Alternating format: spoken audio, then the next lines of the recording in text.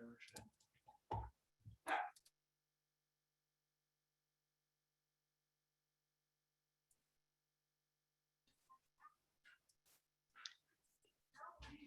good evening. Welcome to the teleconference for March 4th, 2021. The Library's Facilities Financing Authority, LFFA board meeting begins about now. And then the Library Joint Powers Authority, LJPA board meeting will go at about 5:15. These meetings will run back to back.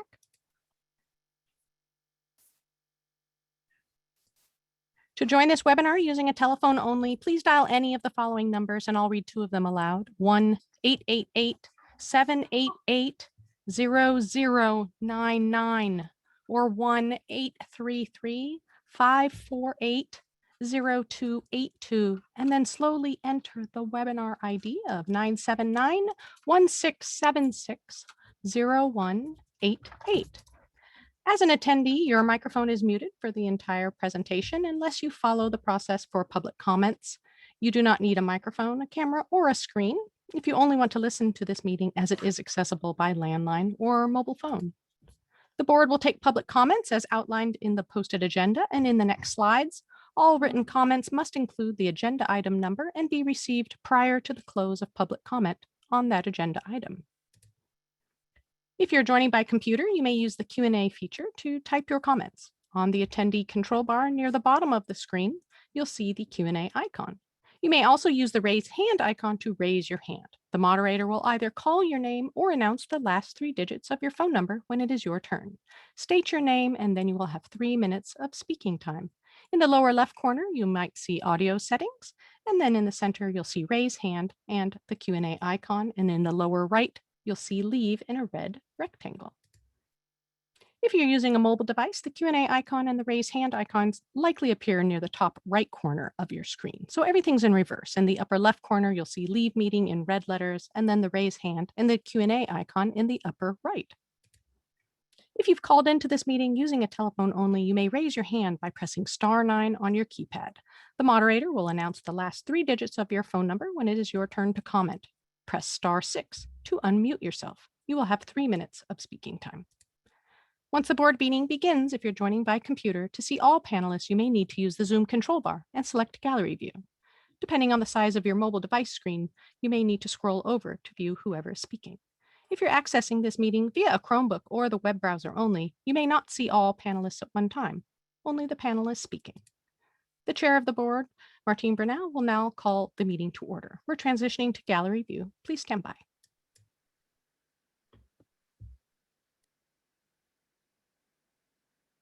So I'd like to call to order the Santa Cruz Libraries Facilities Financing Authority regular board meeting of Thursday, March 4th, 2021. May we have a roll call, please? Director Goldstein. Nicole Coburn for Director Palacios. Here. Vice Chair Friend. Here. And Chair Bernal. Here. Okay, thank you. Next on the agenda is item number 2, which is additional materials. Are there any additional materials today?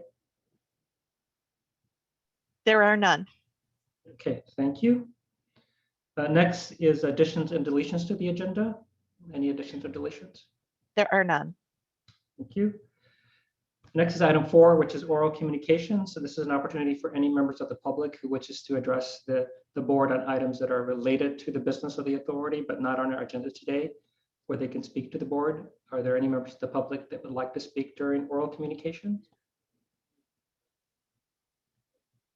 Chair Bernal, I do not see any public comments. Okay, thank you. Then we'll move on to item 5, which is the Executive Director Report, 5A, Director's Report for February. And I did want to take some time to just talk about the status of projects because so much is going on in the system. Aptos is going through design, interior design selections. They're also in permitting right now. We expect construction to begin late this summer. And so things are moving forward pretty quickly there. Boulder Creek is another one that's surprising us. We're being told we may have access to the building by late summer. So we're looking for an early fall opening in Boulder Creek. Brancy 40 goes in front of the Santa Cruz City Council next week for approval for a construction company. Construction would begin immediately. Capitola, I don't know if Jamie wants to talk about Capitola. Lots of good things happening there. We are planning a grand opening for June 5th. Downtown, we are continuing to work with Griffin Structures to get a master architect and housing partner on board. Garfield is closed and the construction company now has full access to the site. La Selva Beach, wahoo! La Selva Beach is getting books this week. We're expecting to have a virtual opening on March 20th. We will be sending you all an invitation. It'll be at 10 a.m. It'll be a relatively short opening because it's virtual, but there will be many surprises. So I recommend that you attend if you can. Live Oak, approval for an RFP for construction is going to the county supervisors on April 13th. The annex is still in permitting. And then Scotts Valley has done a terrific job putting together their seismic project with their interior redesign project. It's likely, though, that we'll have to close for a few months in the fall of this year. So it's just been a crazy month, but it's fun to begin to put buildings together rather than just empty them and plan celebrations. Great, thank you. Seems like there's been a lot of progress. Are there any questions from board members for Susan? It doesn't look like it. Any members of the public that like to speak on this item? Chair Bernal, there are no public comments. Okay, so thank you. So that's just informational. No need to take action. So we'll move on to the next item, which is item 6, which is project updates and comments by board members. So Jamie, here's your chance to talk about Capitola, I guess, and any other board members. So. Thank you, Martine.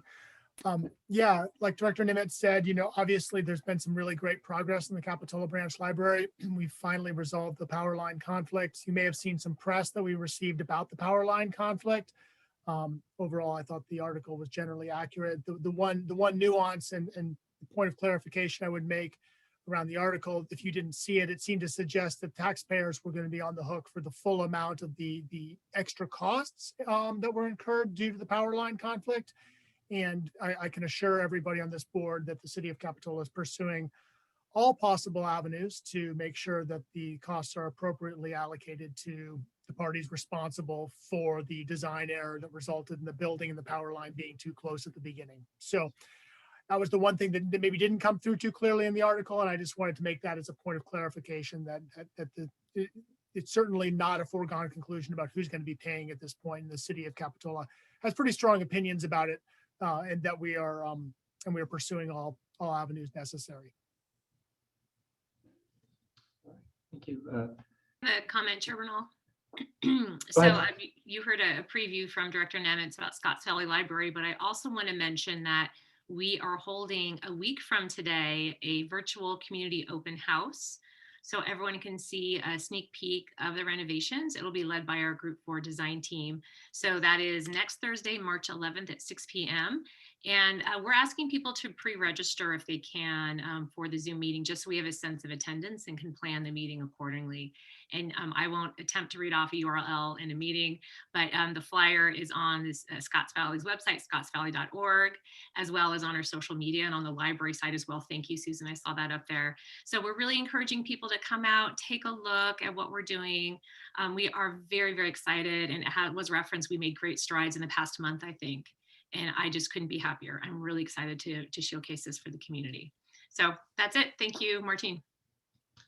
Okay, thank you, Tina. Nicole, is anything you'd like to add?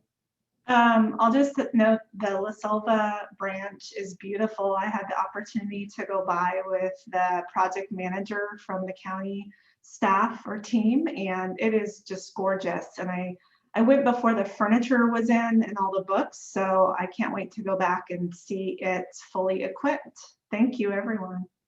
Great, thank you. I'd add just one thing with respect to the downtown project. One component of it that is not directly related to the building itself, but that is the council directed that we embark on a process to determine what will happen at the existing site and the existing facility. And so that process is about to kick off. And so if anybody wants information about that process to try to re-envision the existing site, can go to the Santa Cruz Economic Development website on the project library project page and get more information about that. So that process is starting as well. Okay. With that, I'll see if there are any members of the public that'd like to comment on this item. Chair Bernal, there are no public comments. Okay, thank you. So then we move on to the consent calendar. We have board meeting minutes from February 4th. Any questions? Any members of the public that'd like to comment on this item? Chair Bernal, there are no public comments. Okay, then I think we can move forward with the motion. I'll move approval of the minutes of the February 4th, 2021 LFFA board meeting. I'll second the motion. Okay, thank you. May we have a roll call?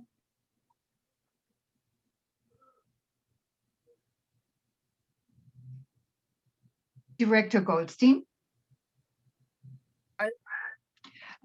Nicole Coburn for Carlos Palacios. Aye. Vice Chair Tina Friend. Aye. Chair Martin Bernal. Aye. Okay, thank you. That passes unanimously. Moving on to the next item, and that's general business, but it doesn't look like we have any items on that, so we can skip that and move on to item 9, which is just a schedule of upcoming meetings. Next one is May 6th at 9 a.m., another virtual meeting. And then finally adjournment. So I think we're concluded with this meeting and we can move on to the next one. Thank you.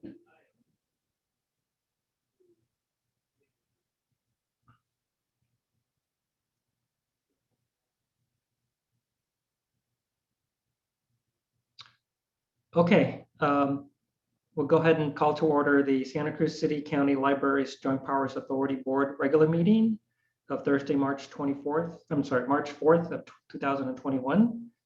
May we have a roll call, please? Director Goldstein. Here.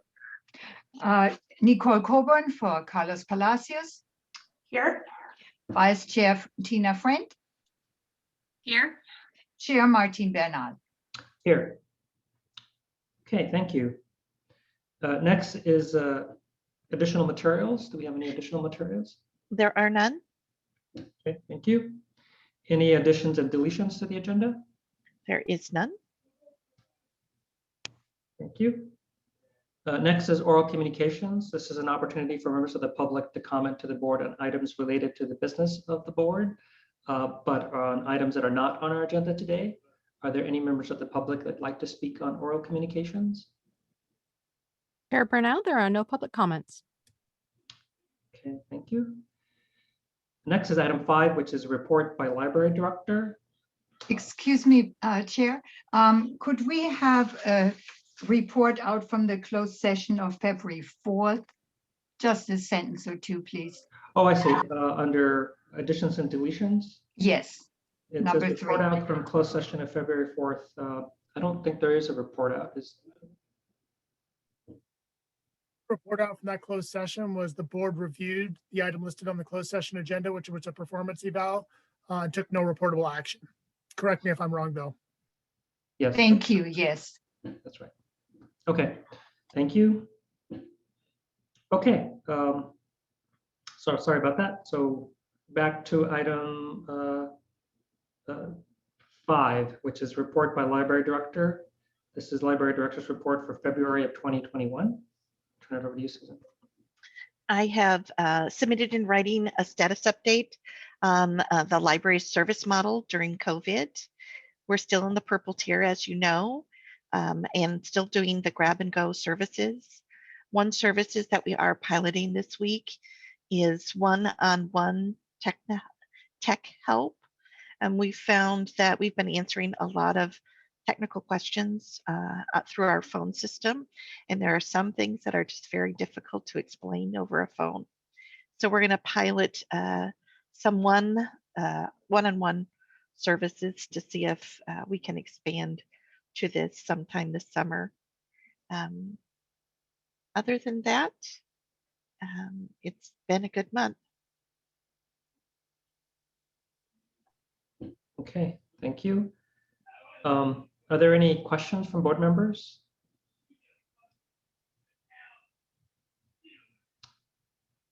No? Okay. Do we have any members of the public who'd like to comment on this item? Item number 5?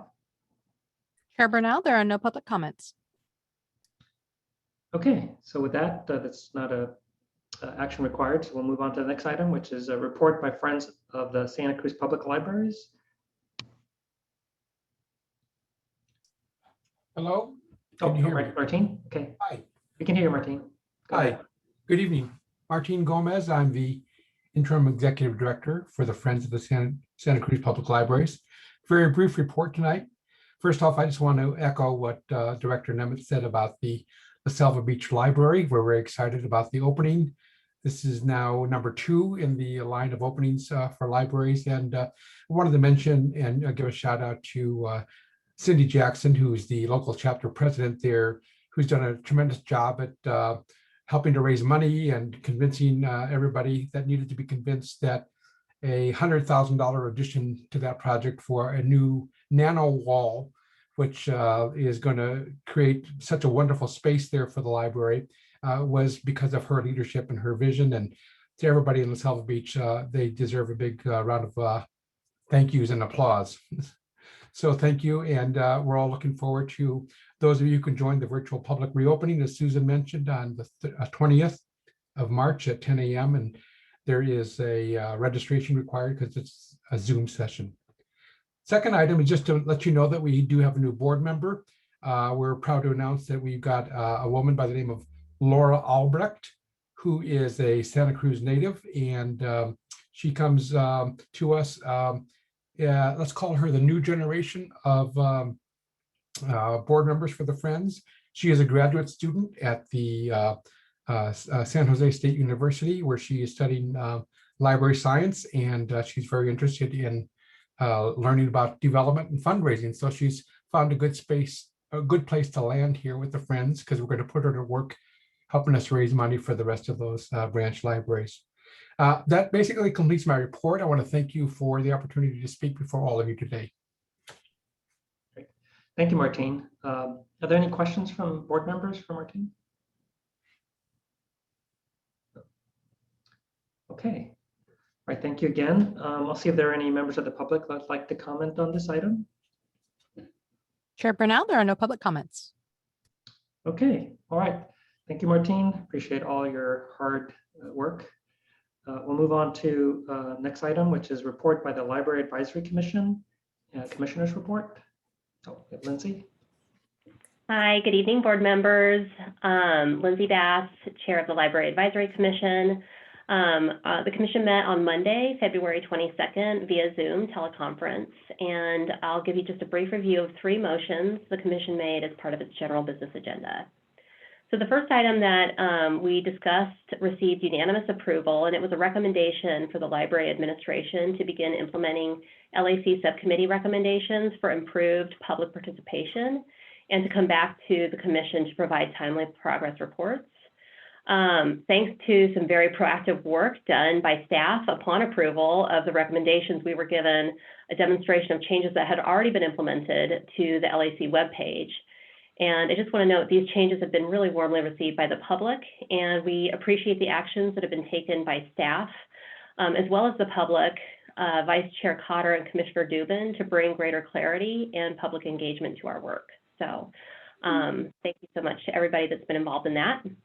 The next item on our general business agenda was a second workshop on the library's finances. And Director Nemitz continues to build a strong foundation of understanding across the commission regarding the complexities and the fundamental elements of the library's financial situation. During the workshop, we focused on 4 areas. They included the maintenance of effort negotiations, budgeted reserves and fund balances, the determination of the City of Santa Cruz overhead charge, as well as operating and capital maintenance of facilities. There was a significant amount of discussion across this. These are complex issues. And I think in general, the commissioners were supportive of seeing issues related to these topics addressed in the context of the fiscal year 22 budget process. These items and the associated report was accepted, and the LAC will continue to discuss them as budget discussions continue. The final item on our agenda was a review of library hours, which led to a robust discussion on the innovative ways that libraries are redefining their hours and finding creative ways to serve different groups of patrons across a variety of facility spaces. The LAC sees the review of library hours as an exciting opportunity to work with staff to help develop a longer-term framework for hours, knowing that continuing capital project activity that's underway currently will require a fair amount of flexibility in planning over the next 5 years. This concludes my report, and I'm happy to answer any questions. Thanks. Great, thank you. Are there any questions, board members? No. Thank you. Yeah, and we have on our agenda to discuss some of the financing items that you described as well. So perfect. Thank you all. Thank you. And I'm sure they'll continue moving forward as well. So thank you for, again, all your hard work too, and dedication to the library system. Are there any members of the public that like to comment on this item? Chair Brunel, there are no public comments. And I just wanted to add one thing. During the last cycle of strategic planning, the Library Advisory Commission led that. Our hope had been last year that we would start a new strategic planning process, but we canceled that as a result of COVID. We are hoping to begin a year-long strategic planning process throughout the next fiscal year, with the idea that we would have a full plan approved by the JPA by June of next year, 2022. And so we have just begun the discussion with the Library Advisory Commission about, you know, how could this work, and how do they see their role in developing the strategic plan over the next year. So I want you to know that we'll be busy throughout the spring, sort of setting up that strategic planning process. Thank you. Okay, with that, we can move on to the next item on the agenda, which is item 8, which is comments by board members. I think it's mandatory that everybody has to do like 20 minutes or something like that. No. Any comments by board members? No. Okay, so we can move on to the next item, which is the consent calendar. There are 3 items on the consent calendar. Does anybody like to pull an item? Any board member like to pull an item from the consent calendar or comment? No, doesn't look like it.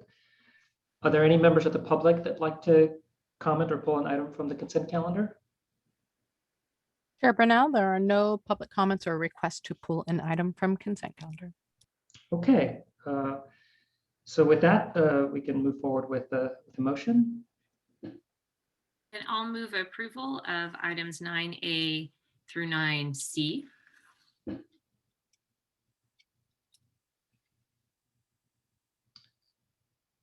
I'll second the motion. Okay, we have a motion and a second. We'll go ahead and take a roll call vote. Director Goldstein? Director Goldstein? Aye. Nicole Coburn for Carlos Palacios? Aye. Vice Chair Tina Friend? Aye. Chair Martine Bernal? Aye. Okay, so that passes unanimously. Thank you. Next on the agenda is item 10, which is general business, and we have one item, item A, which is the library fiscal year 2022 budget planning issues. And there's 5 staff recommendations, but we'll start with the staff report, and I'll turn it over to Director Nimitz. And I was curious if you'd like to take them one at a time, or would you like to take them as a group?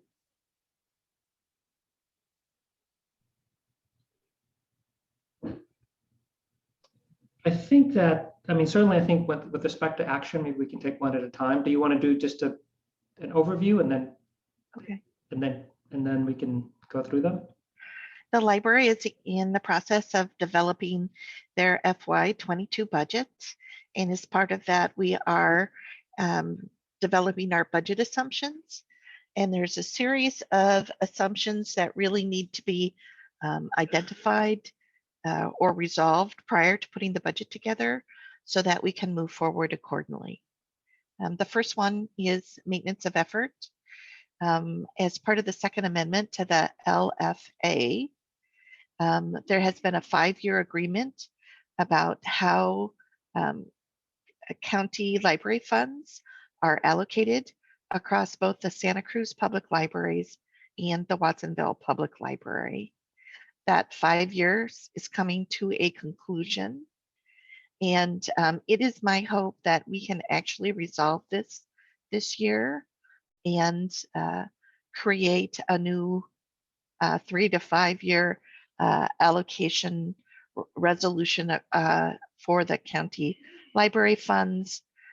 This will allow the city to be able to plan for its match. It will also allow the library to really appropriately plan for the budget it is likely to have.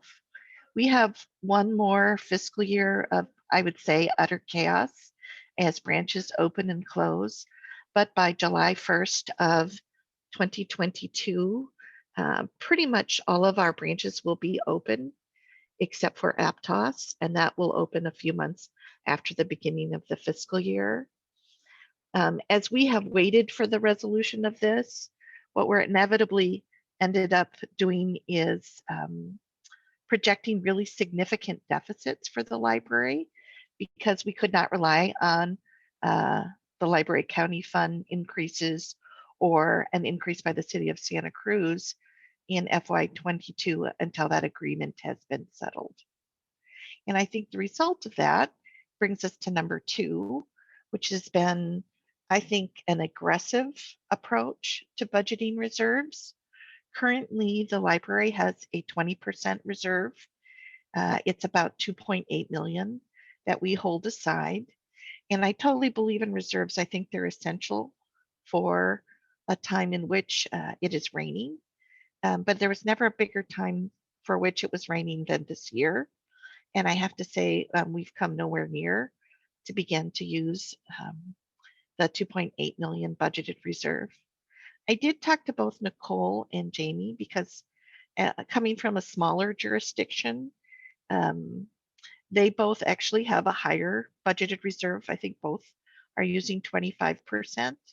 And I'm really open to having a conversation about what the percent is.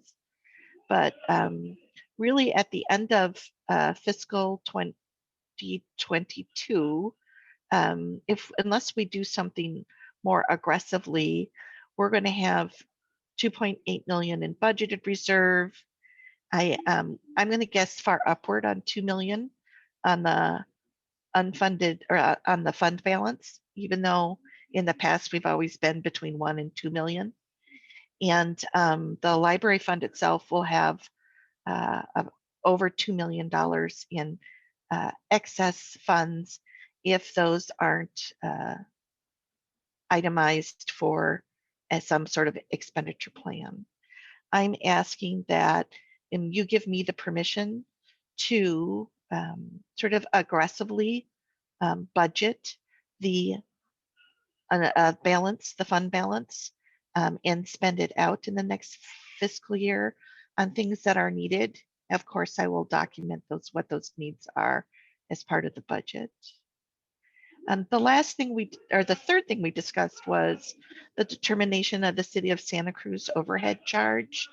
I think we all agreed conceptually that we are likely going to have to put off that analysis for a fiscal year so that the new director needs a full year that wasn't COVID to look at those cost studies.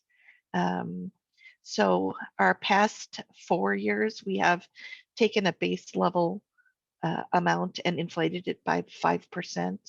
And we're asking that we do that again in this fiscal year for 1 more year until we can complete a full cost study. And then the last thing is the operation and maintenance of our facilities. I think all board members share a concern that we never get to a place where our facilities are left untended in the way they have been in the past. I think what isn't necessarily shared is the approach to how we do that. And I think it's really essential that we, in the short run, come to some agreement. And we have been operating under this concept of building a $400,000 capital maintenance fund in the library's budget. And I guess I need special authority, though, so that fund can carry forward so that we could do major capital projects as they come up in the future. I don't think that's necessarily an approach that everyone agrees with. What I am really trying to do is avoid multiple approaches to funding maintenance of our facilities. I really don't want to have a jurisdictionally based maintenance of our facilities. I would love to have a system-wide approach to how we do this. So my recommendation in the short run is the board has to both allocate the funding and it has to allocate the expenditure. I'm asking that we set aside $400,000 in the next fiscal year with the carry forward authority and start to begin to really build this capital maintenance fund within the library. I think there are many things to discuss here, so I think I'll let you start. Okay. All right. Thank you, Director Nemitz, for that overview. I think we can then go back and maybe take one at a time. As far as we'll do, I guess, directors, board member questions. And then maybe we can do, if this is okay with the board members, then we can maybe deliberate on each one and then move on to the next one. Does that sound reasonable? I guess as far as public comment, maybe we'll break it down that way too, by item. That way it's a little easier to manage. Okay, does that sound okay? All right. Okay.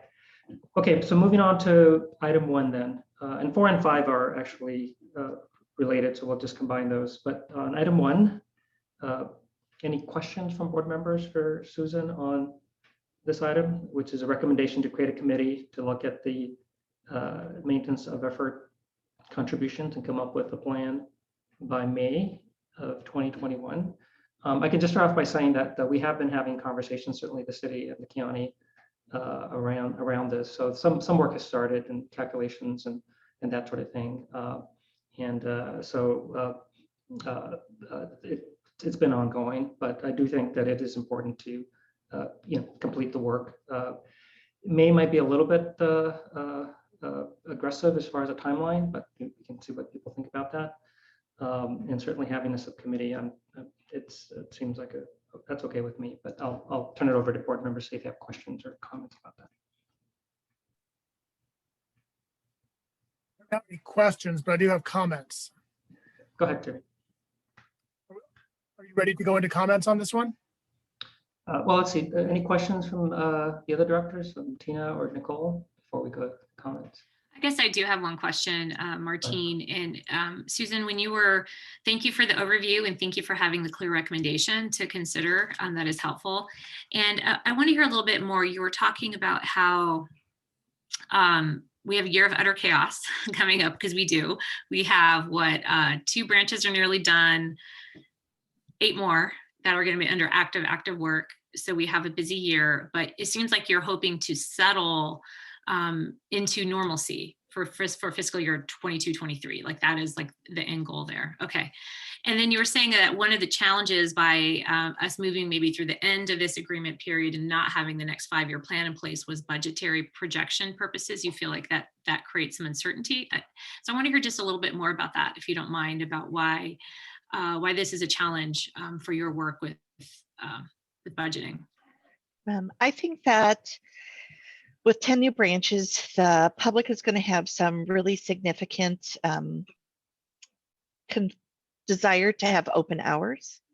And open hours are directly attributable to staffing levels. And staffing levels are permanent recurring expenditures that need to be projected over time.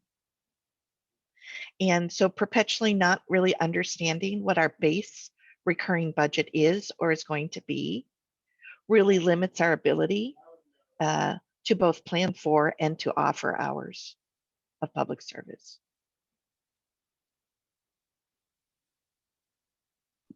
Okay, that's helpful. And Okay. I'll just give an example of just if you start doing proportional allocations, we have about a $14 million budget, but if the MOE was negotiated, if a portion was given to Watsonville, it's likely that the Santa Cruz Public Libraries would get over $2 million annually for their funding needs, which is not an insignificant amount of money. We're talking about substantial amounts of service as a result of that. Okay, thank you. Could I ask a follow-up question, Chair Bernal? So in terms of your forecasting, just in understanding how much maintenance of effort you might get going forward, I know your budget process is typically started in March normally for the next fiscal year. So you're proposing here to have that information by May, but would it, in terms of what you're doing, are you hoping to work on the hours over the summer into the fall and through the winter? Or I'm just trying to line up what your budget process is versus when we might be able to generate numbers for you. So in many ways, I would like the agreement more than the cash in FY22. So year one of the agreement could be a step up and could start with a lower amount of money, but I really need year 2 and year 3 and year 4 and year 5 to be able to predict what I can do.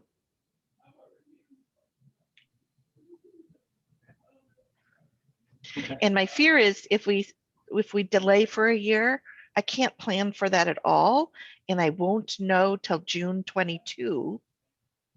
And then I begin the hiring process. Yeah, and I understand that. I think I'm thinking, we've been having discussions about what your MOE contribution might increase in 21-22. And obviously you need to know for 22-23 planning what that number is going to be well in advance. But whether that's May versus, this December, I guess I'm trying to get an indication of, would you be okay? I think there are some things to work out as we're going to get into and within these other recommendations that might, could impact potentially what happens with the MOE. And I would just say that, Martine, congratulations on your retirement. But we have had, I have 4 board members right now who really have had the experience of being with the Joint Powers Board for the last 5 years.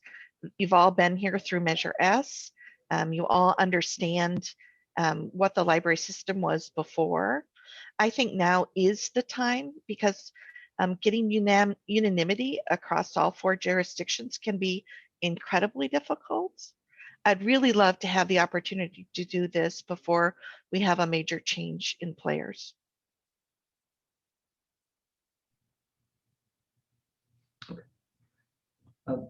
Other questions for board members? No. Okay, so maybe we'll just go around and any comments? Do you want to start, Jamie?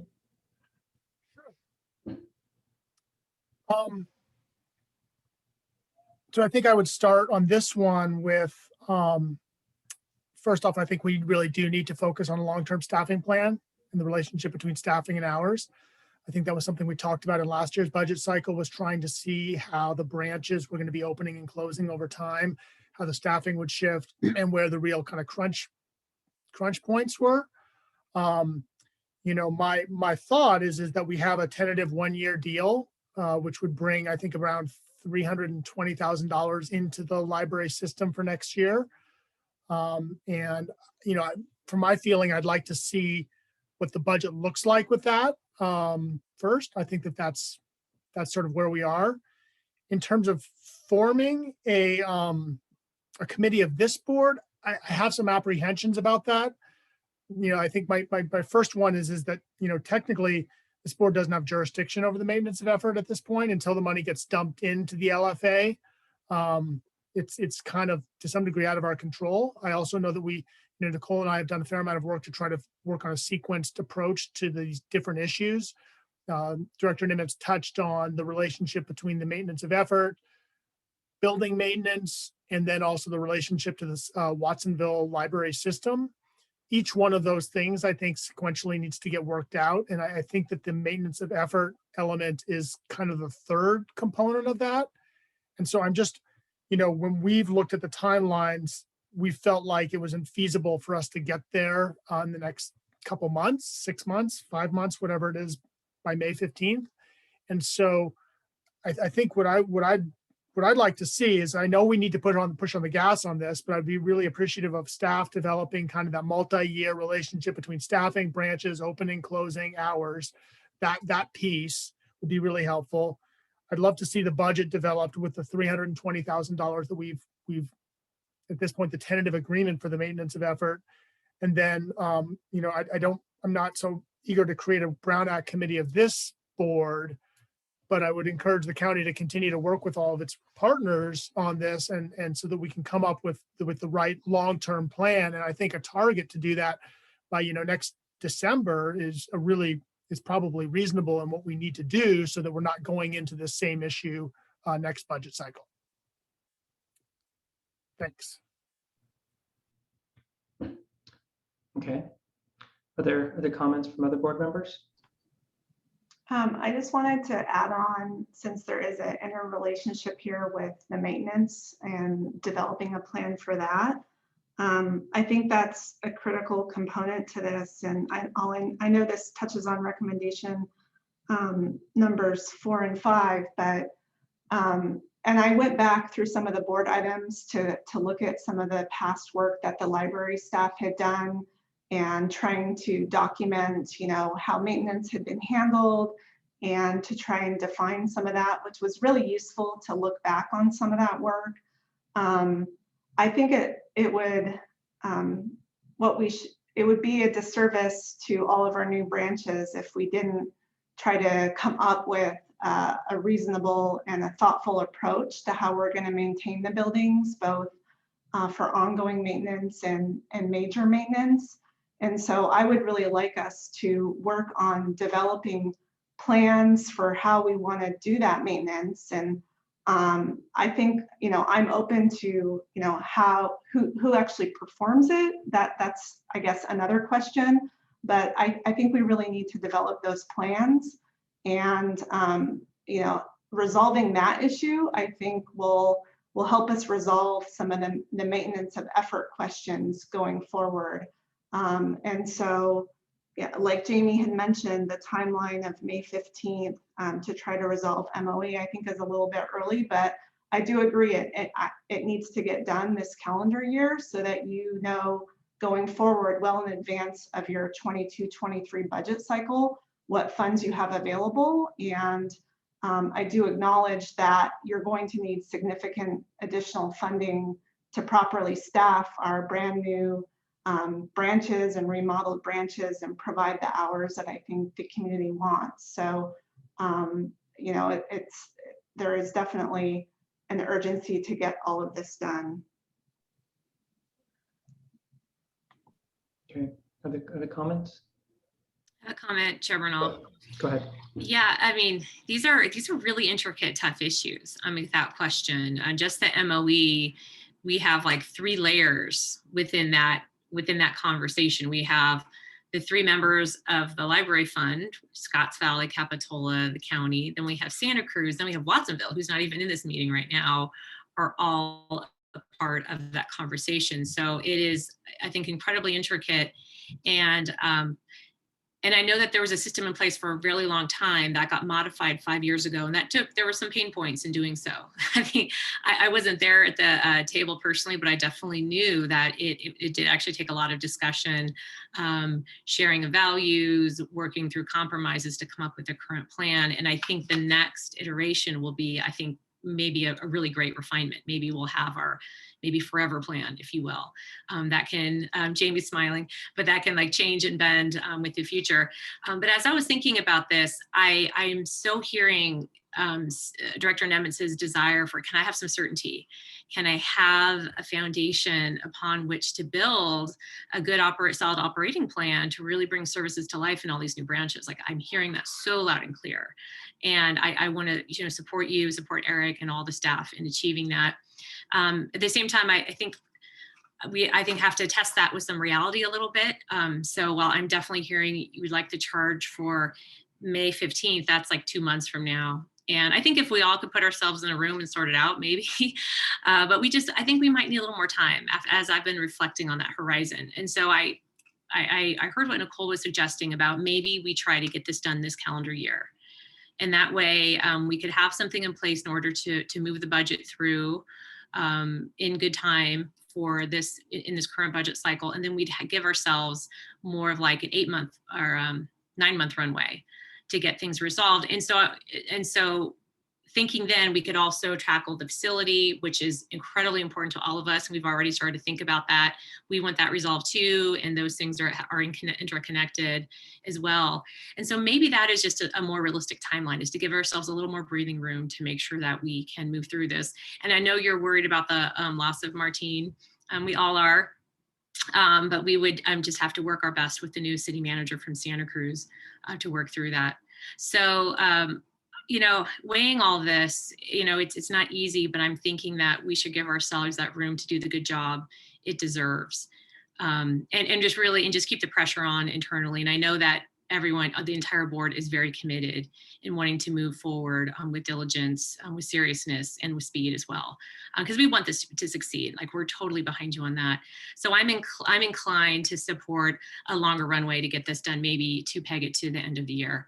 As for the committee, I'm not sure. I think Director Goldstein raised some interesting points just around composition and how we do that. So I think that's something we'd have to figure out, how this work progresses with the various partners. So those are my comments. Thank you, Chair Bernal. Okay, thank you, Director Friend. I'll weigh in now, I guess. I agree that the May timeframe is probably unrealistic, and that we should have a more realistic timeframe. Maybe we could shoot for end of July. Again, just to try to, that's concurrent with my term, I guess. At least make some progress. The agreement expires end of June, right? So, we have to have something completed by then in place, whether it's the 1-year extension or whatever it might be in any case. But maybe we can, try to shoot for that, and then if not, at least get that first part of it completed by then, and then then the longer term could, if it takes a little longer, we could do that. But I think certainly no longer than the end of the year. I think makes sense. We need to have make some progress, and as everybody noted, there is some urgency in just trying to get this settled.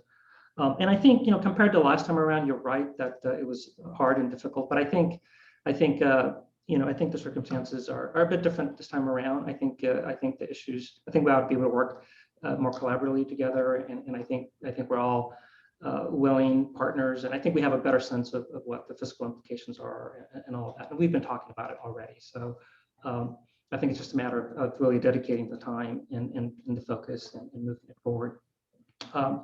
So that's my comment with respect to timeline. With respect to the subcommittee, I think the one thing, I'm open to either one. I think we just have to be clear as to who's participating and how they're participating, because I think the parties that need to be involved, and we have to be careful with the Brown Act, but also we have to be careful in making sure that the negotiations and the discussions are happening so that all the parties that need to be involved are involved, and we don't have these discussions that happen, independently, or there are sort of not connected. And as you know, these are interrelated, particularly obviously items 1 and 3, and 4 in particular is more so. I mean, I think 3 that's more straightforward until we do the study. And so, but it does make sense, obviously, to talk about all of them together too. So I don't know if we need like 2 separate committees, but we need to be clear about our discussions process. We need to define it and be clear about who's going to be talking, how are we going to be talking, and better define it, whether that's a committee or not. I mean, I'm completely open to that, but I think that we do need some clear definition on how to go about having the discussions. And I'm certainly open to whatever makes sense. So those are my comments. Jamie, you'd like to make some more comments? Go ahead. Yeah, just a couple things I was going to respond to. Number one is, I completely agree with you, Martine. We need to move with great haste on the 1-year deal for sure, because the current 5-year deal expires at the end of this fiscal year. So we're going to need to do that really quickly. I think number 2, nobody else mentioned the long-term sort of staffing plan that kind of charts out the openings and closings and the hours, and to try to get that going. And I guess I would just hope that the rest of the board, if we were unified in that, we could give clear direction to staff, because I do think that that's going to be helpful when we start looking at the long term and understanding the MOE and the total budget for the library and the amount available for maintenance. All those questions are ultimately going to be tied up in that. And so I think that's something that, from my perspective as one board member, I think would be helpful for me to really be able to see to help make these decisions. And then lastly, I acknowledge, Martine, your comment about, making sure that the conversations, that the right people at the table. I mean, obviously, we're never going to get anywhere if we don't have a clear process. I'm sorry, piggyback on your comment, Jamie, with respect to the information that you need to help you make a decision, right, around the staffing and all that. I think that's why it's also important to have a clearly defined process, so we can ensure that we incorporate the needed data and information, because that's important. I mean, it's all interrelated. So so I think, again, if we do clearly define that process, then we can ensure that we incorporate all those different components that are important to each of us in order to be able to have the data and information to make the best decision possible and to move forward.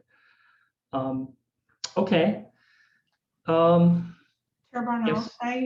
I just wanted to add a couple things. So one is that I do support Jamie's desire to have a long-range staffing plan. I think that would be very helpful, and I know that's been discussed in the past. So to the extent that the library could develop that plan for us and present it at a future meeting so that we know what the outlook is going forward, I think that would be incredibly helpful to the MOE discussions and just planning for the future.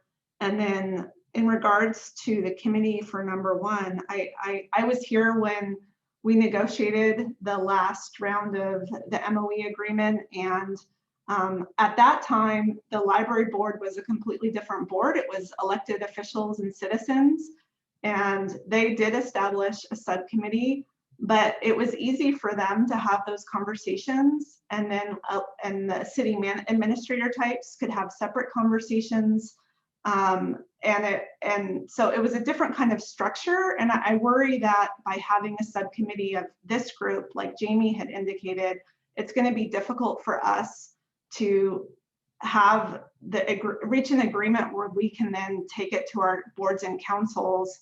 It just poses some logistical challenges with the Brown Act and whatnot. So I do agree there's an urgency to get it done, but I feel like it might be better off separate from establishing a formal subcommittee. I have a question and a suggestion, if I can, Chair Yes. Bernal. Yeah, go ahead. So, the long range staffing plan seems like that would be optimal information to have, certainly. I understand and I support all of that. But I realize I'm in a place of ignorance about knowing what it takes to put that together, and how achievable that is and what's entailed in that, and has work already happened. So I apologize that I'm not tracking on that closely. So I wanted to ask Director Nemitz, just to maybe if you could edify me on the steps and what we have, and when we could meaningfully see that information, and et cetera. I think I'll come back with a request for a management analyst. Up until now, our analysis hasn't been adequate to argue for more staff that are permanent. So I think we need to broach a different approach to providing that information. Okay, so maybe what I would suggest then to move this forward is I think we all need to maybe think on this a little bit. And I know we need to take public comment as well, so we can do that, Chair Bernal, if you want to do that now. But I might suggest that we take this conversation, we mull over it. I know that some work has already happened to at least produce a one-year extension, and we know that's our immediate milestone that we have to move past because we have an agreement expiring at the end of June. So maybe we bring that forward to the next board meeting, and we also do some work in the intervening time with the chair, maybe reaching out to the other members independently or so, to come up with what would a process be. And then we can evaluate the resource and information requirements and maybe get a sense of timelines, so we can come back and talk about that at our next meeting and say, okay, this is the plan, so we can have that transparency and that clarity of role and purpose that I think we're all looking for. That would mean waiting a month to get things going, but it might be a reasonable time for us to think on this and then come up with a best approach that works for all the members, and obviously meets the needs of the library too. Okay. Any other comments? I'll wait for my comments until others weigh in. No.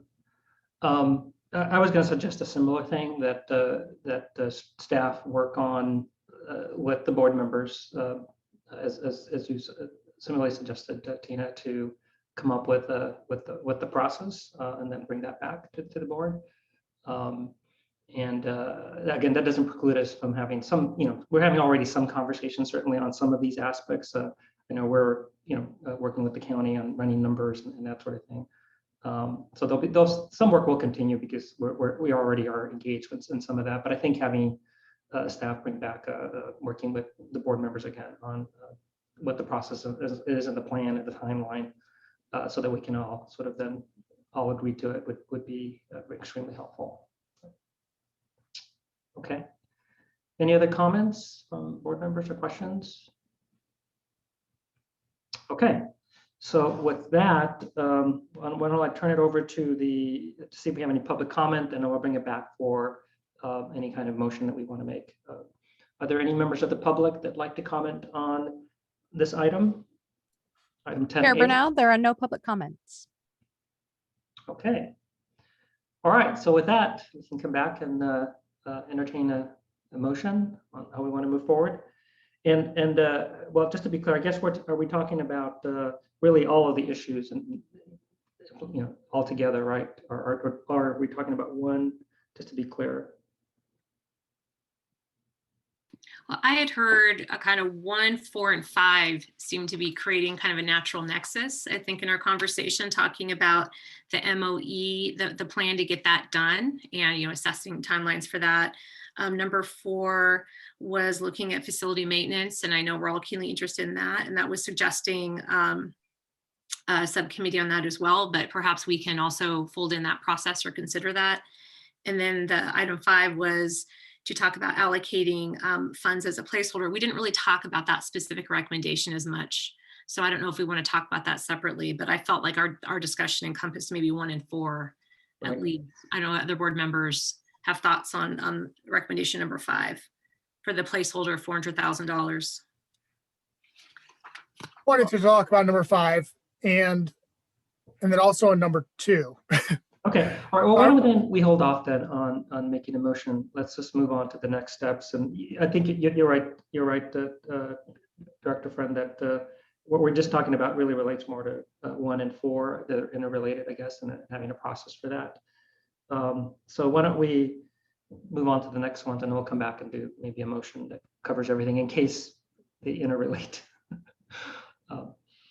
Okay, so let's move on then to item number 2, which is instruct the library staff to submit a budget request in the fiscal year 22 budget process that strategically reduces the size of the library fund balance. So this is about reducing the library's fund balance. Okay, so I'll move it back to board members for comments, thoughts.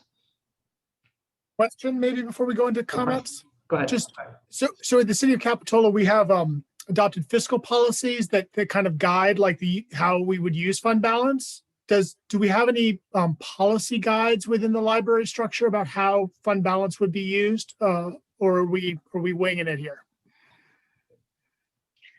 I think the library has just significant needs, and we've tried to express them to you through the budget process and get approvals to spend fund balances.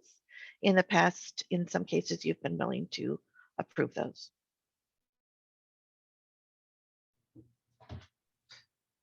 I don't know if we have I'm sorry, go ahead. So we don't have a fund balance policy. I don't believe we have a formally adopted fund balance policy. We have a reserve policy. Although right, that's right. We have the reserve policy, and I think the board has sort of weighed in on specifically what we wanted to do over the last several fiscal years. But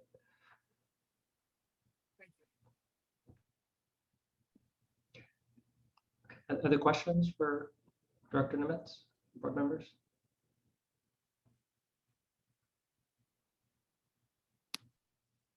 No. Okay. Any other comments? I think what I would say, Dr. Nemitz, is that I think it'd be helpful to understand specifically what is it that you'd like to do with it, I guess. And I think, maybe when that comes forward with in the budget process, that might make sense to consider it as part of that. Is that what you were thinking, as part of the budget process? That's the way we've done it before, where we looked at where we were with the budget and the outlook, and then the fund balance, and then kind of recommendations on how to allocate it. I think we have a history of not spending out the fund balance and being very conservative in approval of projects that spends the fund balance. And I think what I'm looking for is an agreement that we have had a conservative budget approach for the last 5 years that has resulted in not only a fully funded reserve, but fund balances beyond that, even when we've made attempts to spend them. And what I'm looking for is recognition that we could be a little less conservative in that approach, so that we're not consistently running such large fund balances. And I think part of my frustration overall is that the taxpayers in Santa Cruz are paying a great deal for programs and services in the library, and it's not necessarily translating in the library's ability to spend those resources.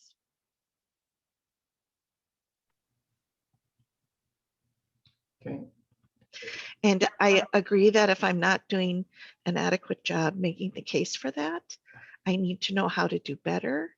But the truth of the matter is, I don't think excessive fund balances are in the interest of the taxpayers of Santa Cruz County.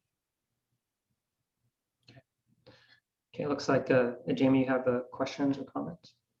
I have comments if we're ready for that. Unless there are any other questions for Susan? Tina?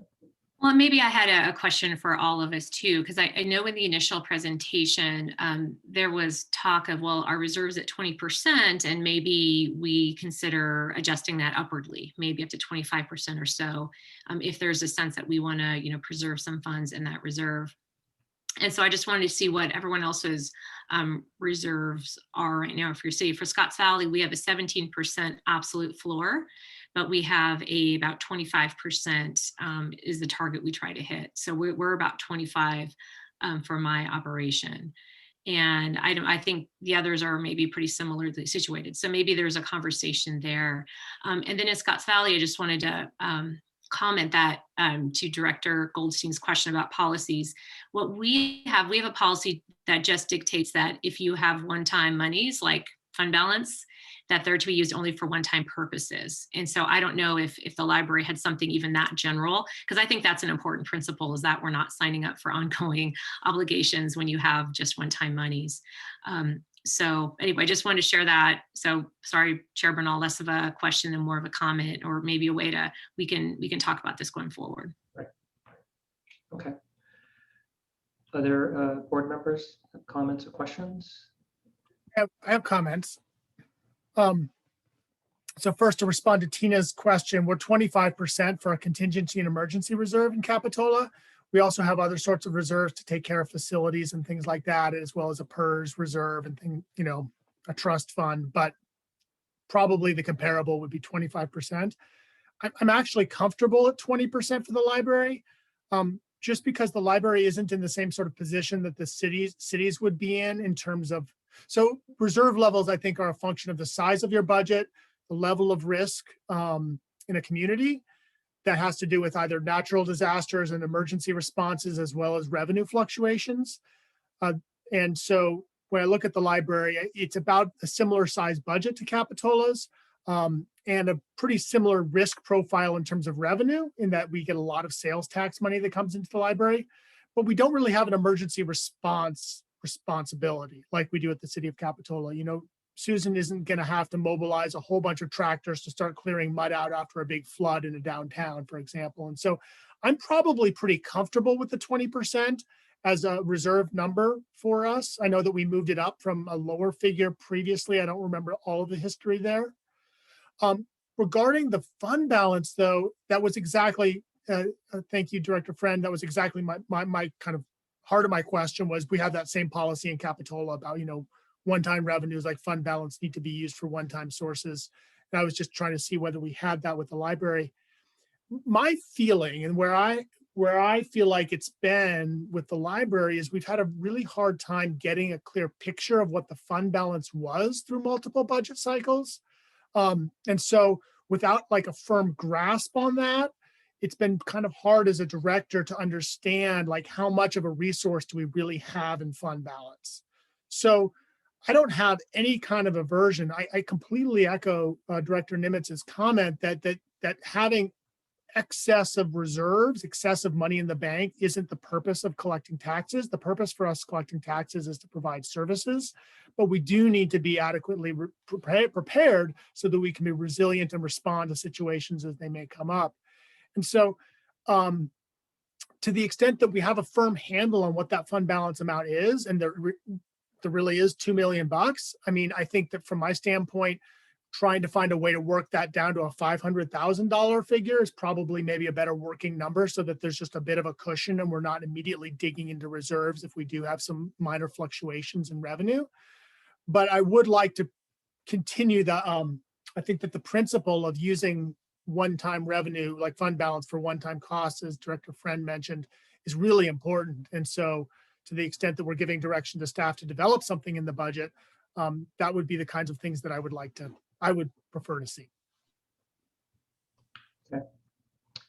And I just want to say, I think because we haven't had direction on the maintenance of effort, what has been is that we've come in with proposals asking for staffing on fund balance, which everyone recognizes isn't a good idea. But then there's this acknowledgement that there is this recurring $2 million that will be somewhere out there in the future. So what I end up with is pilot programs. We did one pilot program with an added staff, and we did one step up program to adding staff. But in both cases, the FTE had to be reviewed again the year after and the year after and the year after. And I think what's difficult about that is the permanent staff number doesn't really fundamentally change until I can get recurring revenue. And that's the MOE.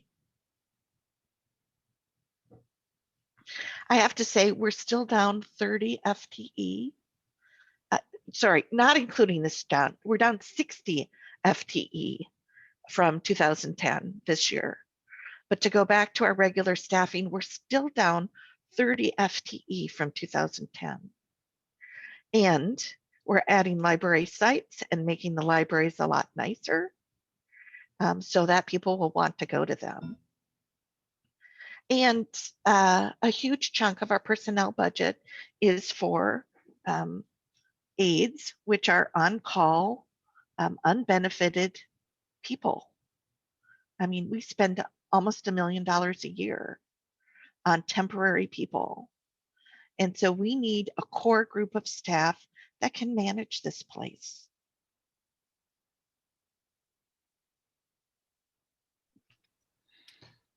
Okay, Nicole, you had the question? Oh, yeah, I was just gonna add, I think I would reiterate a lot of the comments made here. I'm also comfortable with the current reserve, and I think it's appropriate for the library to budget reserves and contingencies if necessary. Here at the county, you know, we try to use fund balance that's available on one-time things, but it has been used to fill our structural imbalance that we have in the county budget. I think my issue has been just in getting a full understanding of the beginning and ending fund balances from year to year. And I think I would be comfortable if the library were to propose strategic use of ongoing fund balance in a way that would help fund the budget. If the library were to propose some use of that, I would like to see that and see what kind of what you come up with, Director Nemitz. I think that would be in line with what we do here at the county. Okay, thank you.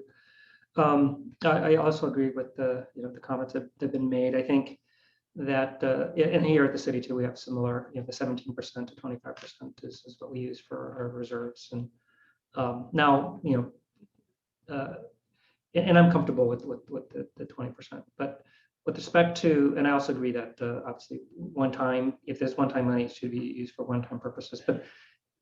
But what I'm hearing a bit from you, Susan, is that part of your challenge is also the structural and ongoing. So again, it ties back somewhat to the staffing plan that Jamie talked about, and as well as the maintenance of effort. So it links back to some extent to that too. Again, strategic, one-time things are much easier to plan, or if we know that there's going to be a structural change and it fills a gap, that also makes sense.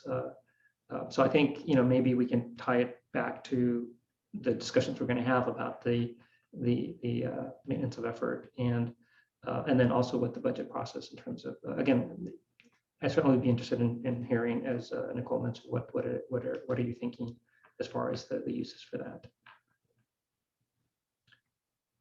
Okay, are there any other questions or comments from board members? No. All right. Are there any members of the public that like to comment on this item?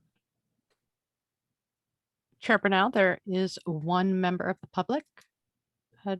Jennifer Hooker, go ahead. Go ahead, Ms. Hooker. Good evening. Can you all hear me okay? Yes. Fantastic.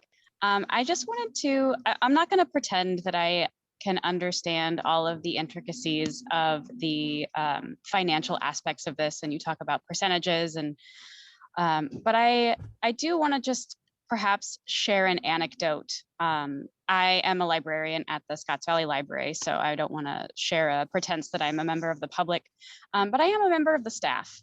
And in hearing the back and forth between the board and the director, I just want to add, just yesterday, I was leaving work, and as I was leaving the building, a patron saw me come out and shouted at me from across the parking lot that she was so frustrated by the inconsistency in hours that next time there was a vote for library things on the ballot, that she wasn't going to vote for it.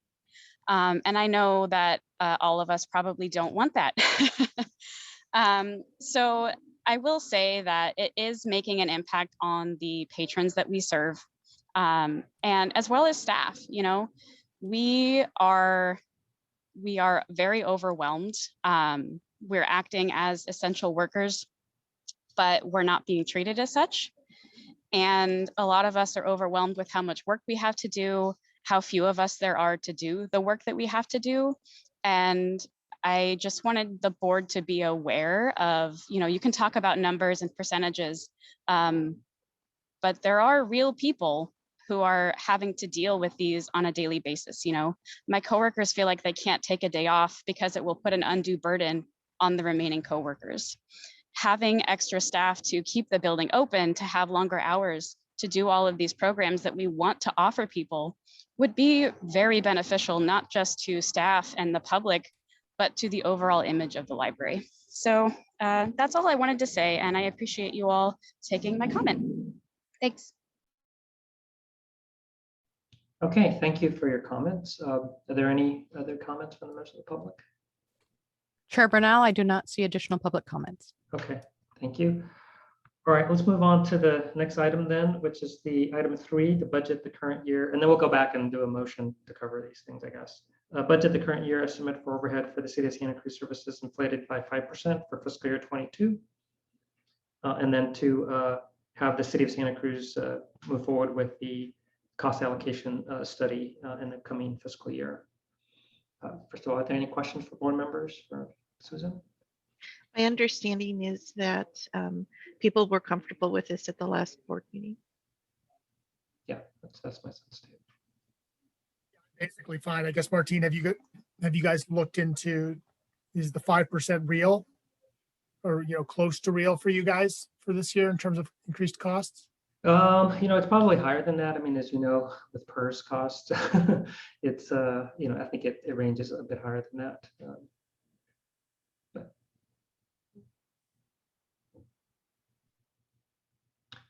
But it's reasonable for now.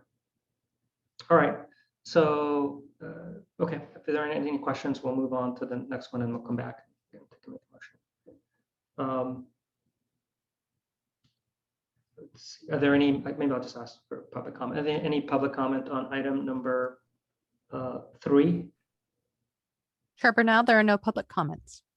Okay. I think 4 we covered insofar as wanting the director to bring back a process to work with board members and bringing back a process similar to item 1.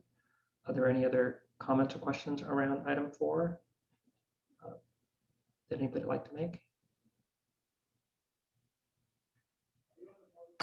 I do have just one question, and we probably shouldn't spend too much time on this because it's old history, but I think that there was like, Susan, didn't you have a subcommittee a couple of years ago that my public works director sat on, was trying to look into this? And I think there was a report back to the board, kind of, it was about the leases and maintenance. The subcommittee was on leases. Yes, but it was focused. Well, you cannot separate this from the lease discussion. Right. So remind me what happened. Did that group did it wrap up? You didn't ever, or did it, what happened? It's okay if you don't have that at your fingertips. I'll figure that out. I know we did some work. I know there were some frameworks that were developed. So maybe we could start from that.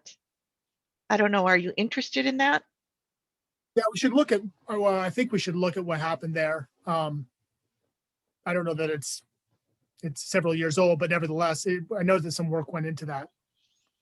I do want to just say that, well, the approach that I'm recommending in this is one approach, and I'm open to many other ideas.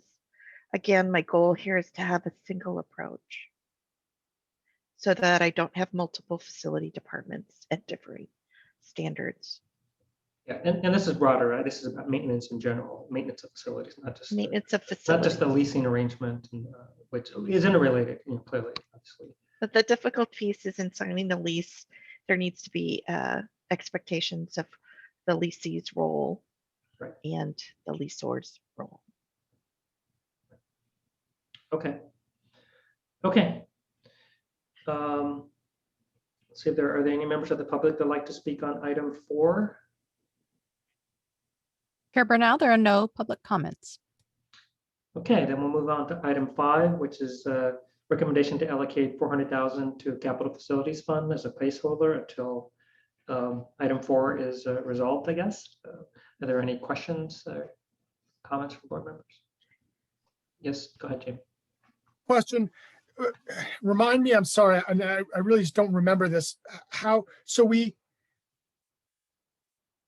last June, the staff report talks about that we were increased the library's capital maintenance budget to $400,000 annually by providing $50,000 each year over 5 years. So was the thinking then like $50,000 a year in this year's budget, and then 100 in next year, and then 150 and growing until that occupied 400,000? Okay, you're nodding your head. That was the thinking? And then the reason, though, that we're recommending the full amount is the recognition of the tie between 1 and 5 of these recommendations, that we all recognize that a portion of the library, the county's library fund, really does need to be assigned to facilities. And so the approach that we were taking there was $2 a square foot, which I know is also worthy of some discussion. But if we were going to, what we wouldn't want to do is take the $2 million of the county library fund and spend it all on personnel when we recognize that we have an ongoing need for maintenance.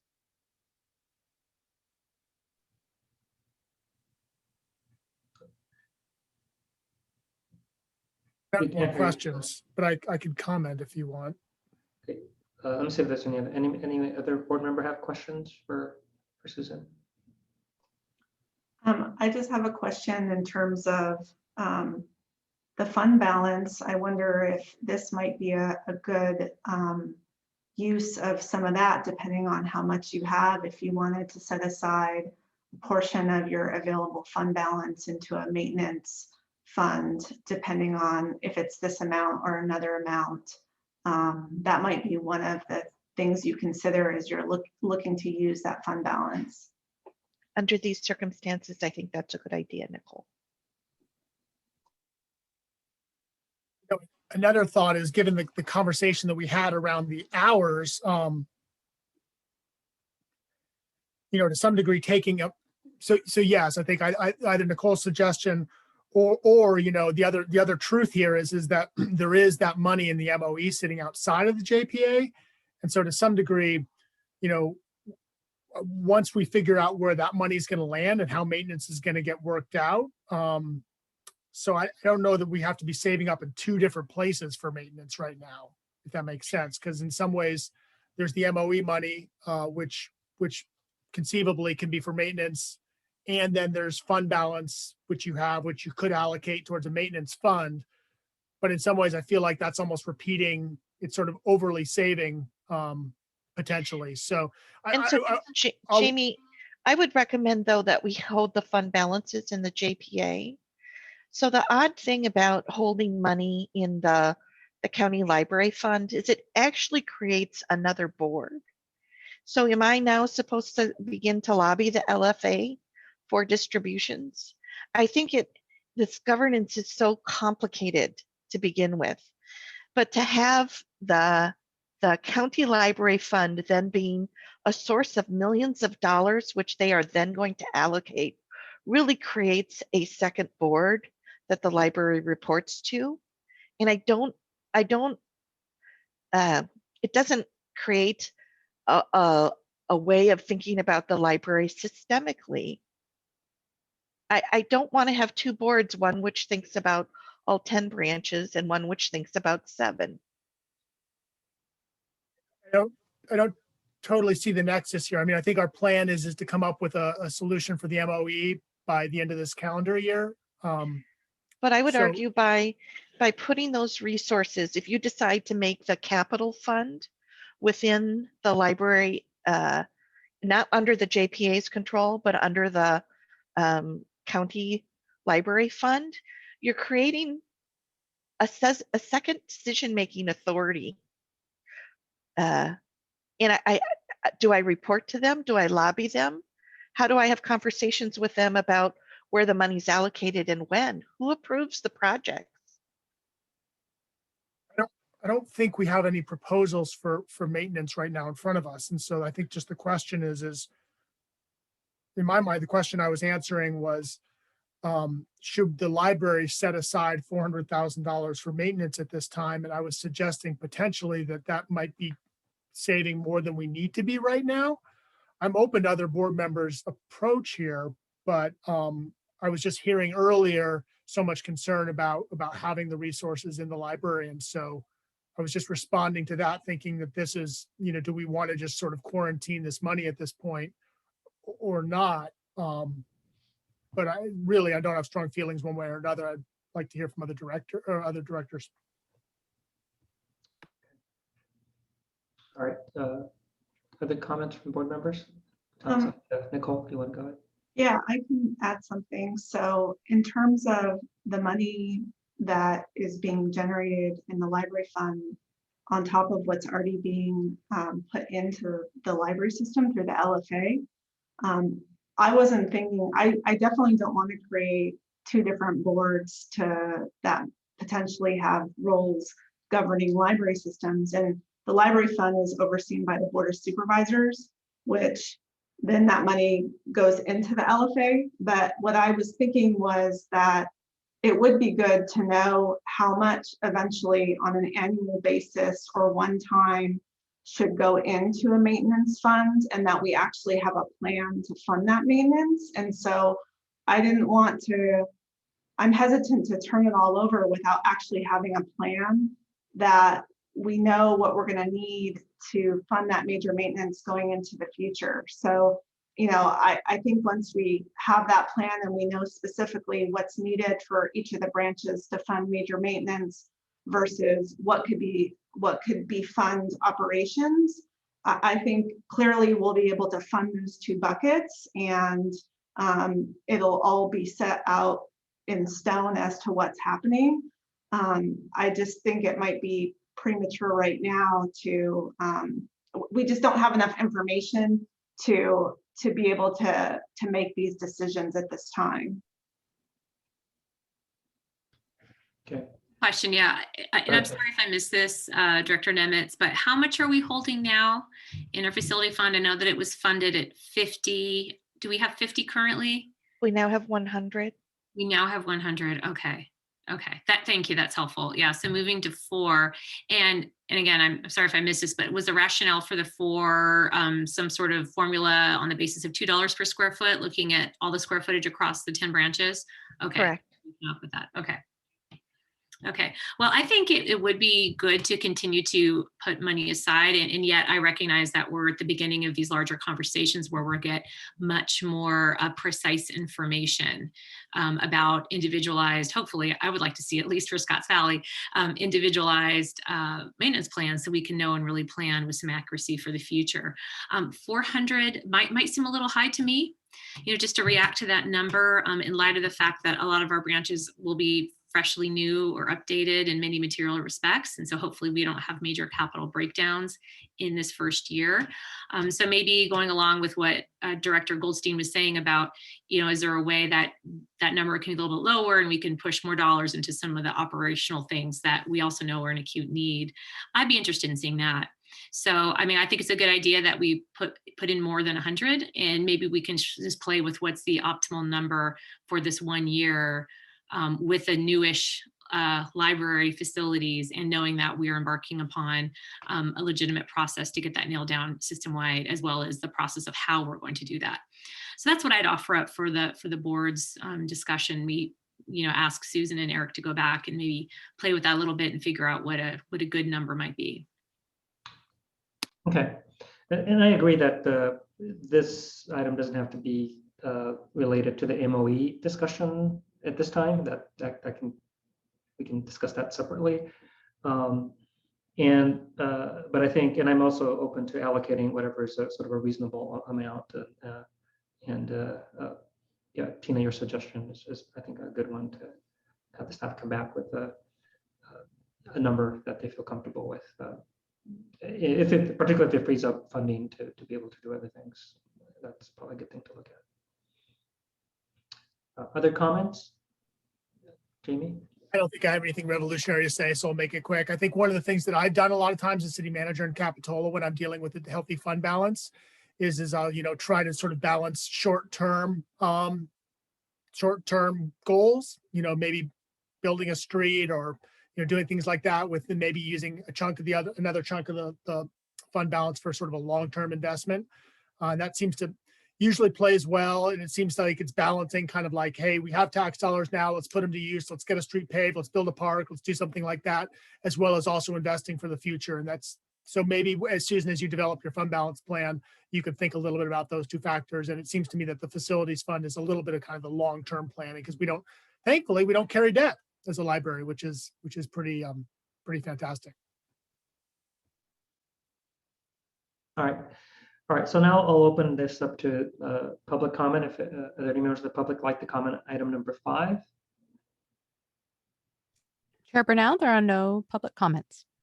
Okay, so now we'll take it back to try to come up with some board action here and a motion to kind of carry these items.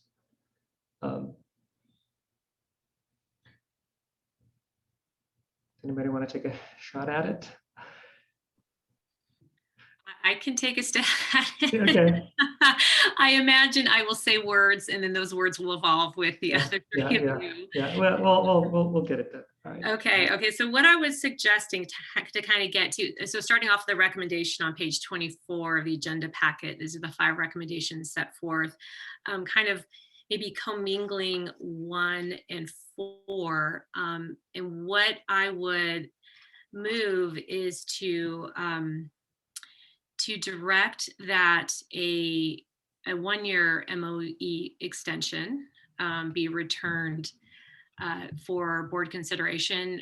I don't know if it's possible by next meeting, but as soon as that can be returned, so at least we have the surety of knowing that we have at least a plan to get us through that year. And I think we just lost Director Goldstein. Oh. So I am actually going to hold off for a moment so we can make sure he's here because this is going to be possibly a little complicated. Yeah, I looked at his image and he was grinning and he fell off. Like, okay. I just want to ask Nicole, who actually needs to negotiate the MOE? So the MOE is the County of Santa Cruz, the cities of Santa Cruz, Watsonville, Capitola, and Scotts Valley. We have to agree to it. So that's why the city administrators have had some discussions about it because we need to propose something to our board, the Board of Supervisors, and the city councils. And so before June, so that before we go into the new fiscal year, we'll need to route an extension through all of these different governing bodies so that we know what's happening in the new fiscal year. So I know we've already had discussions about what that extension would look like. The next step would be to get feedback from the jurisdictions on a draft amendment. And then assuming the administrators are good with how that amendment looks, we would propose it to our governing bodies. And I would think that we would want to do that by no later than May. It takes some time to go through all the different jurisdictions, and the county usually goes last in a lot of these things, just so that it kind of closes the loop on all of that. So we'd probably have to start in May, taking it to different meetings. Okay, we have Jamie back. All right, everyone, it just froze and then Zoom closed and I was frantically trying to get back and then Zoom popped back up and I came back, so. All right, we already took action, Jamie. No, just kidding. Great. Thanks for taking care of everything, guys. Okay, no. Is there a motion on the floor that I missed? No, Tina paused, so she's just getting started. So we'll You stopped. Yeah, you were smiling really widely for a while. And then you dropped off and I was okay. Okay, we got to do this. Yeah, Zoom is definitely has a little few tricks today. So I was stumbling into emotion. So please help me wordsmith this. So I was going to move that we direct that a 1-year MOE agreement for fiscal year 21-22 get finalized and returned for board approval, and for the surety that we at least have something in place because the current agreement expires in June. So we at least want to have that there. And also, maybe we could clarify as we go along. Yeah. So yeah, perfect. So would it be, if we're going to December, that wouldn't it be 6 months then? Oh, I just said a 1 year just for budgeting surety. So you would have, I think that I was suggesting that we would have that 1-year MOE extension in place so we could budget for the next whole full fiscal year. Okay. And then we would give ourselves until whatever period we deems appropriate to get the next 5-year deal done. And that way we'd incorporate that into the budget for the next cycle. And also all the resource planning that Susan and Eric will be doing to when all the branches are open. Okay. Just 2 points of clarification. One is I don't think this board actually approves that MOE. I think it's all of our city councils. Right, yeah. Um, That's what we were just discussing. Oh, okay. And then Yeah. also, but for the time being, I think maybe our board direction could be use the 320 to Director Nimitz for a budgeting purpose for next year. So she knows, I mean, obviously it's contingent upon approval by our city councils and the board of supervisors, but Right. Yeah, and I was referring to the term extension, right? But I see what you're saying about 1 year, so for budgeting purposes. So Yeah, and you're absolutely right. I misspoke. It's not coming back to this board necessarily, but I think that, yeah, so we get that, I guess, moving then for 1-year extension through our processes that Nicole just described. Okay, so that doesn't really make a motion, but so let me start all over. So so we want to authorize the library director for purposes of her budgeting to plan for a 1-year MOE extension at the $320,000. Am I saying that right? Knowing that there's going to be parallel processes to seek approvals through all of our councils and boards. And also to direct staff to work with the chair and board members on developing that process to get to the longer term MOE agreement. And I think that would take into consideration all the MOE. I think we'd want to also look at identify other factors we might need to have that conversation. One that was brought up was the long range staffing plan for the library. So I know, and so I think this process is coming up with a plan to identify the resource needs and then the process steps to do this with an aim to have this complete. And I think that there was a sense that Martine would like to hit July, but maybe we want to hit maybe December is maybe a slightly more achievable timeframe, although I think we should move soon. Does that seem reasonable? Okay, so let me try to condense that into motion language. So to direct staff to work with the chair and board members to come up with a scope and process for the successor MOE, next successor 5-year MOE, and for that process to be completed no later than December 2021. Okay. And then I think the next component of the motion I would suggest, this has to do with budgeting reserves and fund balances. I think that we had agreement to authorize staff to develop budget proposals to strategically reduce the size of library fund balance to, I think, $500,000 was suggested. I want to see if that's where other board members fell. One board member was making an argument to have a little bit of a cushion. So that would be bringing it down about 1.5 million if it's currently at 2 million. Does that seem reasonable? And we'll look at those proposals. And I think some of us we definitely want to look at one-time funds, one-time use. And I think there might be some interest in looking at strategic other, even operating use of it, so ongoing use of the funds. We heard that as well. So I think Director Nimitz, and I think that we're willing to entertain the budget recommendations you bring back to strategically draw down the fund balance there. The next point would be approving let's look at the language here, to budget the current estimate for City of Santa Cruz overhead services inflated by 5% as per the prior things and prior years. I could be more specific. And then finally, as to the Capital Facilities Fund, to authorize or direct staff to take a look and maybe return with a number that is maybe increases where we are up from 100, but do we have to go as far as 4, or is there a way we can invest that? And also, do we want to consider the use of the fund balance to help fund facilities master fund while we're working on the other things? And then the component I think I didn't address was directly working on the facilities planning. Do we want to put that in as part of a process plan to come back with the MOE as well, and just go ahead and commingle those? So that a plan will be brought back to not only come up with a way to devise the next successor MOE agreement, but also tackle our ongoing capital maintenance for our branches. Yep. Who's got some thoughts? Let's hear them, Jamie.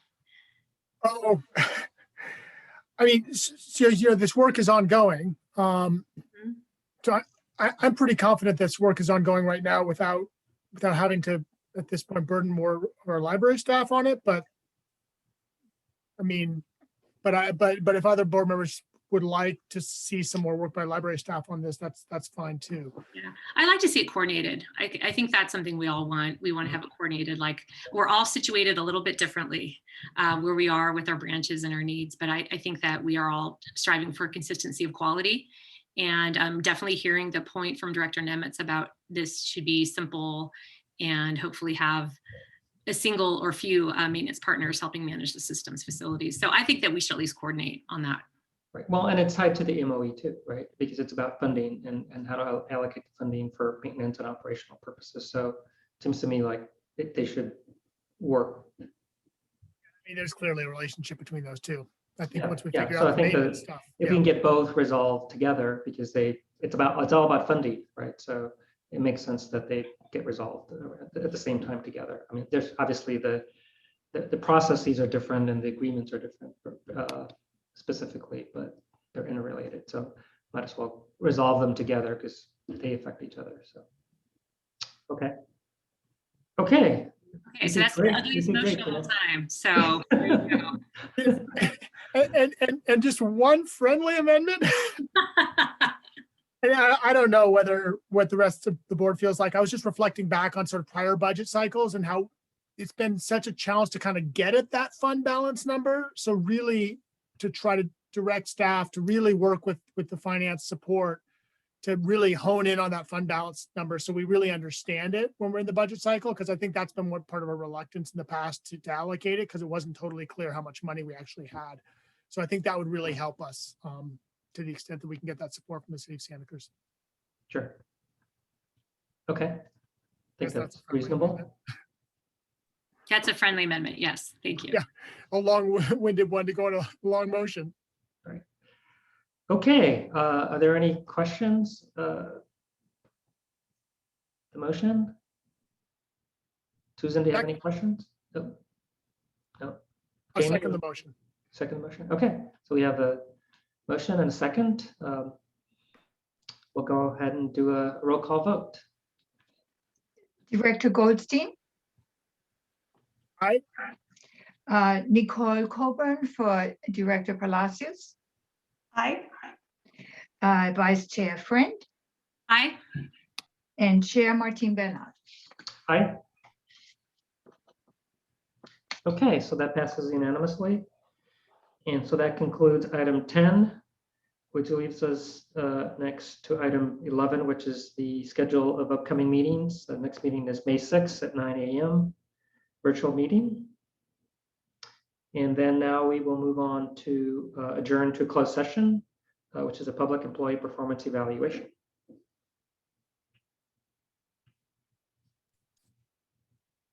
All right, and thank you everyone for your participation today. So